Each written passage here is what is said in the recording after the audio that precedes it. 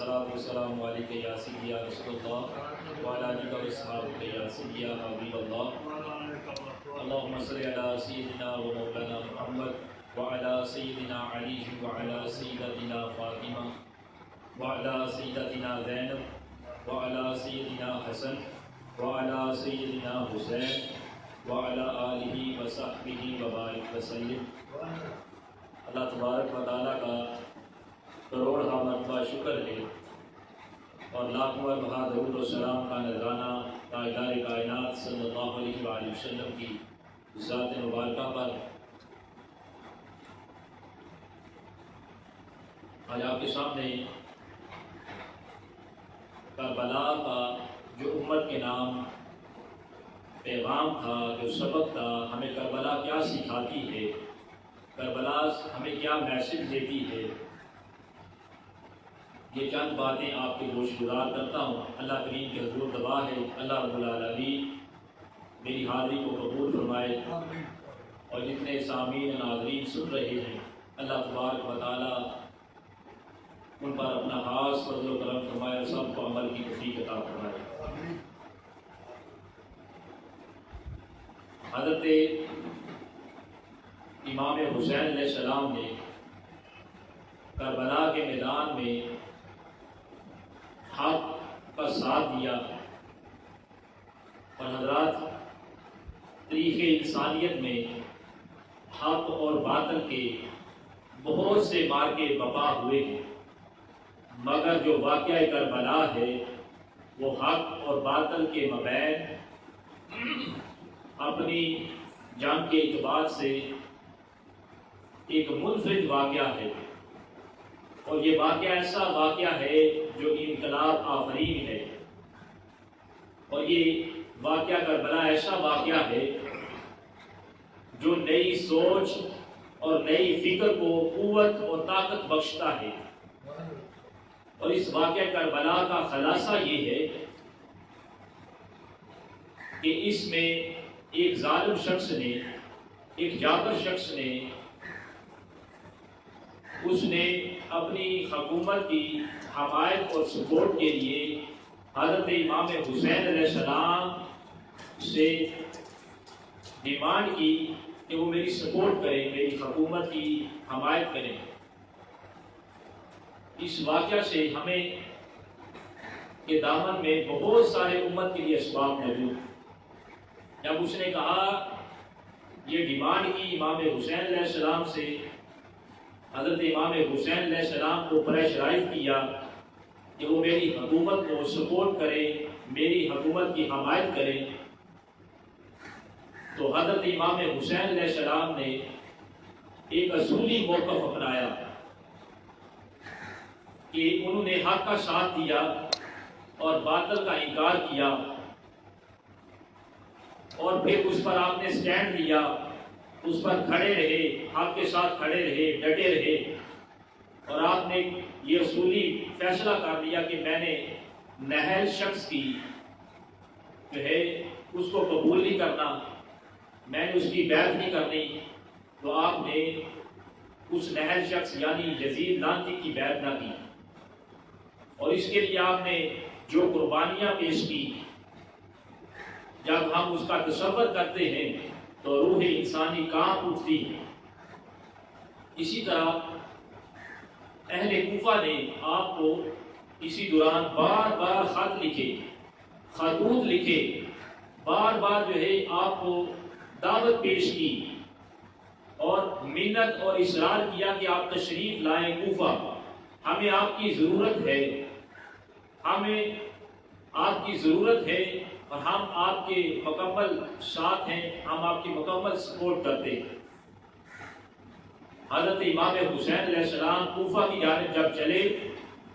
تو راستے کے اندر جو ہے یزیدی افواج نے آپ کا گھیراؤ کیا۔ جب آپ کربلا کے میدان میں پہنچے تو وہی کوفی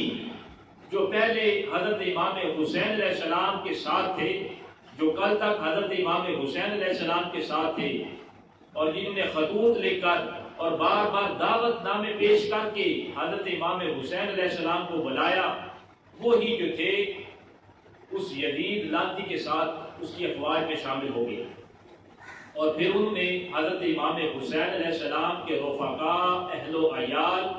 اور پھر خود حضرت امام حسین علیہ السلام کو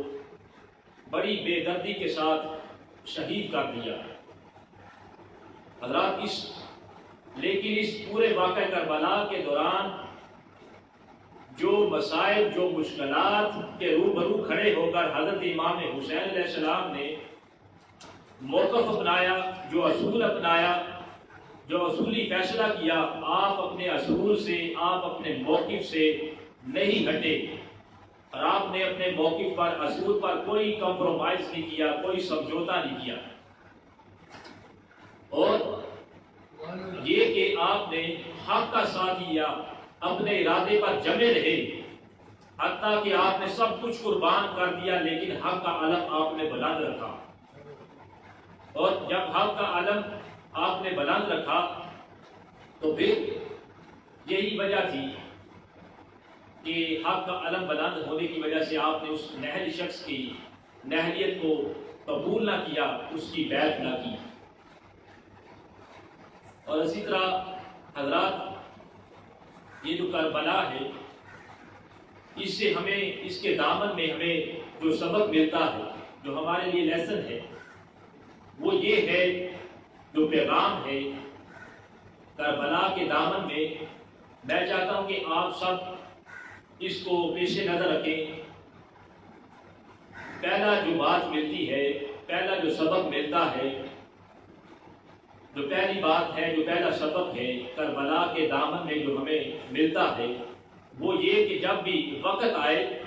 دین کے لیے، حق کے لیے کھڑے ہونے کا، تو کھڑا ہو جانا حق کے لیے، دین کے لیے، یہ سنت حضرت امام حسین علیہ السلام ہے اور سنت شہیدان کربلا ہے۔ دوسری بات جو اس واقعہ کے دامن سے ہمیں ملتی ہے، وہ یہ کہ حق پر جب ہم کھڑے ہوتے ہیں تو ہمارے راستے کے اندر جو ہے مسائل بھی آئیں گے، آلام بھی آئیں گے، تو ان مسائل اور آلام کے دوران ہمیں اپنی زبان سے کوئی شکوہ اور شکایت جو ہے وہ نہیں لانا، اور بلکہ حق پر کھڑا ہونے کو اپنے لیے باعث سعادت اور باعث شرف سمجھنا ہے، جو کہ شہیدان کربلا نے سمجھا، اور انہوں نے ایک لمحہ بھی جو ہے اپنے تقدیر سے اور خدا تعالیٰ سے ایک لمحہ بھی جو ہے انہوں نے نہ شکوہ کیا، نہ شکایت کی۔ دوسرا سبق ہمیں یہ ملتا ہے، اور تیسرا جو خاص سبق ہمیں ملتا ہے وہ یہ کہ دنیا کی لالچ جو ہے وہ بندے کو اندھا کر دیتی، یہاں تک کہ بندہ جو ہے اپنے مخلصین کے کو فراموش کر دیتا اور اپنے بڑے سے بڑے جرم کا ارتکاب کر دیتا ہے، جیسا کہ کوفی اور یزیدیوں کا حال ایسا ہوا کہ انہوں نے اپنے بڑے سے بڑے جرم کا ارتکاب کیا۔ پہلے خود بلایا کوفہ، اور پھر اپنے موصل کے جو سلوک تھا، اپنے موصل کا جو مقام تھا، اس کی نزاکت کو بھی جانتے تھے، موصل کے نزاکت کو بھی، مقام کو بھی سمجھتے تھے، لیکن دنیا کی لالچ میں ایسے اندھے ہوئے جو انہوں نے اپنے موصل کے ساتھ سلوک کیا، تاریخ میں ایسی کوئی مثال نہیں ملتی۔ اس سے معلوم ہوتا ہے کہ ہمیں اللہ کے حضور پناہ مانگنی چاہیے دنیا کی لالچ سے۔ اور اسی طرح کربلا ہمیں یہ سبق دیتی ہے کہ جو شخص بھی حق پر کھڑا ہو، سچ کے ساتھ کھڑا ہو، اگر آپ اس کی حمایت کرتے ہیں تو یہ حمایت کرنا آپ اپنے لیے شرف سمجھیں، چاہے اس کے لیے وہ بندہ تہ زمین چلا جائے، اپنا لہو پیش کر دے، لیکن پھر بھی وہ بندہ جو ہے ہمیشہ کے لیے زندہ رہتا ہے، بعد میں آنے والوں کے دلوں میں اس کی قدر رہتی ہے، وہ لوگوں کے لیے نمونہ اور ماڈل بنتا ہے، اور حق پر چلنے والوں کے لیے ایک ٹرننگ پوائنٹ مل جاتا ہے، جس کی مثال جو ہے حضرت امام حسین علیہ السلام کے ان رفقاء نے پیش کی جو اہل بیت کے ساتھ محبت کیا کرتے تھے، مودت رکھتے تھے، اور انہوں نے حضرت امام حسین علیہ السلام کو حق جانا، سچ جانا، اور آپ کے ساتھ کھڑے رہے یہاں تک کہ اپنی جان بھی آپ کے یہ قربان کر دی، یہاں تک کہ اپنی جان کا نذرانہ جو ہے آپ کے لیے پیش کر دیا۔ اسی طرح کربلا حضرات ہمیں یہ سکھاتی ہے کہ جو بھائی بھی آپ کا اگر حق پر ہے، بے شک وہ ایک ماں سے نہیں ہے، اگر آپ کا سوتیلا بھائی بھی حق پر ہے تو حق پر ہونے کی وجہ سے آپ اس کا ساتھ دیں، حق پر ہونے کی وجہ سے آپ اس کی محبت کریں، اس کی نسبتوں کا احترام کریں، اور حق پر کھڑا ہونے کی وجہ سے آپ اس کا ساتھ دیں، جیسا کہ کربلا کے میدان کے اندر حضرت عباس علمدار اور آپ کے بھائیوں نے حضرت امام حسین علیہ السلام اپنے بھائی کا ساتھ دیا اور آپ کے ساتھ شانہ بشانہ کھڑے رہے اور ایک روشن مثال قائم کی۔ اسی طرح حضرات محترم ہمیں کربلا کے میدان میں یہ بھی پتہ چلتا ہے کہ جس طرح حضرت امام حسین علیہ السلام آپ کے رفقا ساتھیوں نے احباب نے مسائل کے باوجود، آلام کے باوجود، مشکلات کے روبرو کھڑے ہونے کے باوجود آپ نے کیا کیا؟ آپ دین پر بھی قائم رہے، شریعت کا احکام کا بھی ہر حال میں جو ہے خیال رکھا اور اس کو عمل کے ذریعے کر کے بتایا۔ اس کربلا کے میدان کے اندر بھی آپ نماز بھی پڑھتے رہے، نماز بھی پڑھتے رہے، یہاں تک کہ سجدے میں آپ نے اپنا سر کٹایا۔ اللہ اکبر، نماز بھی پڑھتے رہے اور اس کے علاوہ جو ہے سب زندہ داری بھی کرتے رہے، ایک دوسرے کو حق اور سچ کی گفتگو بھی بتاتے رہے، ایک دوسرے کے ساتھ سچ اور حق کی گفتگو بھی کیا کرتے رہے، علم اور تحقیق کی بات بھی کیا ہوتی رہی۔ مگر ان مسائل کے طوفان کے باوجود آپ نے اور آپ کے رفقا نے، عیال نے شریعت کے احکام کو نہیں بھولے، شریعت کے احکام کا اپنے پاس رکھا اور ہر حال میں اطاعت خدا کی اور اطاعت مصطفیٰ صلی اللہ علیہ وآلہ وسلم کی۔ اسی طرح حضرات ہمیں کربلا یہ سکھاتی ہے کہ آپ کا محبوب مشغلہ، آپ کی عادت جو ہے تلاوت قرآن ہونا چاہیے۔ سر نیزہ پر حضرت امام حسین علیہ السلام نے جو تلاوت قرآن کی وہ یہ بتاتی ہے، یہ سب کو میسج دے رہی ہے، جو حضرت امام حسین کے چاہنے والے ہیں ان کو یہ کہہ رہی ہے کہ آپ بھی تلاوت قرآن پاک سے اپنا شغف اور اپنے جو ہے شوق کا مطالبہ جو ہے تلاوت قرآن پاک کو رکھیں۔ اور اسی طرح کربلا کے میدان کے اندر خاندان نبوت کی جو بیٹیاں، انہوں نے کیا کیا؟ انہوں نے حضرت امام حسین علیہ السلام کا سر انور دیکھا، اللہ اکبر، اپنے پیاروں کی، اپنے عزیزوں کی اور رسول اللہ صلی اللہ علیہ وآلہ وسلم کے جو ہے پھولوں کی لاشیں دیکھی، ان کے جو تھے لت پت خون میں لت پت اجسام دیکھے، لیکن ان سب کے باوجود انہوں نے صبر سے کام لیا، صبر کا دامن پکڑے رکھا، تھامے رکھا، اور ایسا صبر کیا کہ چشم فلک نے آج تک ایسا صبر دیکھا ہی نہیں، اور ایسا صبر کیا ہے کہ جس پر